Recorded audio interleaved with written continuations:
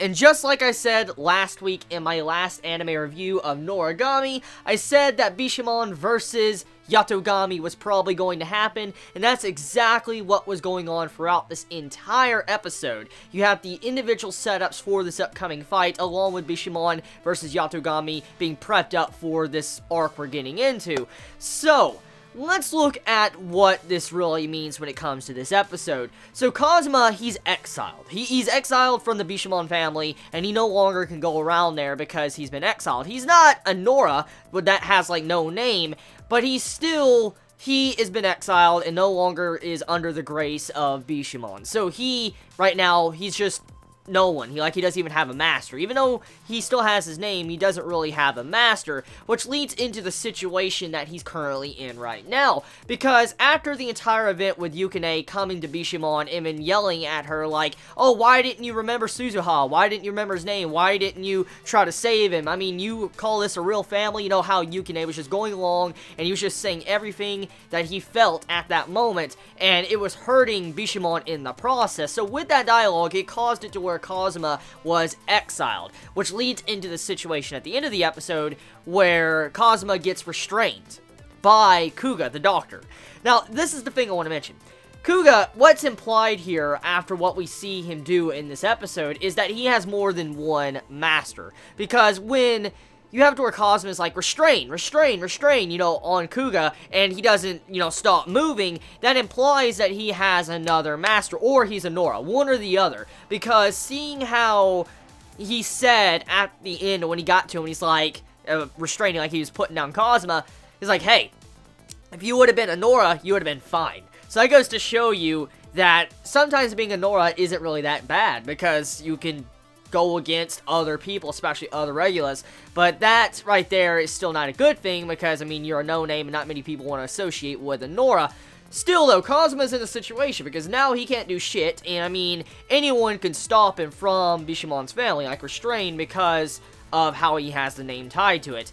And then Kuga revealing his, plot, like he is a villain, and also how he's using the Scourge to be able to manipulate and taint other regulars that's with Bishamon. It goes to show you where this is going, because at the beginning of the episode, we see it to where this girl, she has one of the blights, like the eyeball blight thing on the back of her back, and she doesn't know what to do. I mean, Kuga, gives her advice, and then we found out that the weapon she was using would make it a lot worse. So, yeah, I mean, the entire situation right now is being set up with this dude wanting to harm Bishamon. The main question is why? What is the motive of our villains right now? Like, we know Nora, she's a no-name, but what is going on with Kuga? Well, why is he doing this? What is his goal? Did Bishamon do something wrong to him?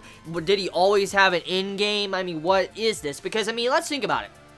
We do know it might be possible that maybe Bishamon killed someone close to Kuga, and maybe he's upset about that, and that's probably why he wants to get revenge. But whatever the case may be, I'm still curious of why. Why is he doing this? What's his motive? What's his endgame? Why does he want to see Bishamon or this entire family collapse in on itself? And then, also, seeing how Kuga went straight for the fucking balls for Yato and stole Hiyori right from underneath him goes to show you what this means. Because with last week's episode, we found out that Hiyori, she is what's really giving Yato his strength right now. Without Hiyori, Yato might disappear. He might no longer have his strength to be able to fight, because as you know, mortals, regular people, they forget people that are supernatural, someone like Yukine or someone like Yato, they forget about it. And the only way to really not be forgotten is if you have such a good presence in the physical realm. For instance, someone like Bishamon, you're able to stay around without having to worry. So seeing how Yato's in a situation where maybe only Hiyori is the only one that might remember him, that's not good. Because if Hiyori is being messed with right now, and if she was to get killed, or if she was to be manipulated in a way to where she forgets about Yato, this could turn out very bad. But even then, even if they don't kill her, and, she loses her memories and Yato doesn't disappear, it still becomes a huge issue for him. Because, for one, as we know, since Hiyori is so close to Yato and she has this connection with him, he's able to use more power because he has a closer relationship with someone on the mortal realm. So seeing that right now, that's bad, because Yato, if Hiyori gets messed with or she forgets, he won't even have full strength to fight back, let alone against someone like Bishamon.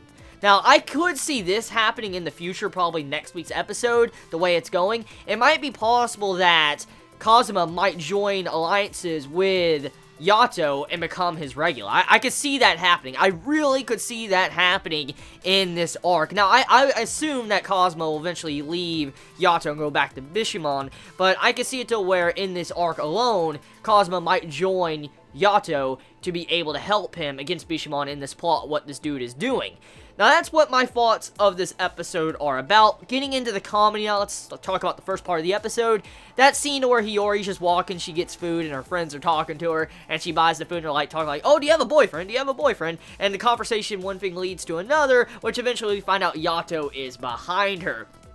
And this is where the comedy comes in. Seeing how Hiyori goes up, it's like, oh, I remember this smell, and she goes and kicks the freaking tin can, the trash can, and it falls over. Yato gets all embarrassed and all that as the conversation continues on, and that romance is so fucking cute. Oh my god, that romance was so cute. Yes, it was. See, we don't have many romance anime from this season, which is kind of a bummer, but seeing how Noragami's continuing that romance, I'm kind of happy about that, because I like to see Hiyori and Yato getting together, and that's pretty cool.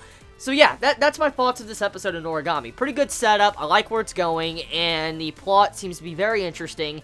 Now, tell me your thoughts. How do you all feel about this episode? You have a wonderful day or night wherever you live. Please be safe. Chibi out.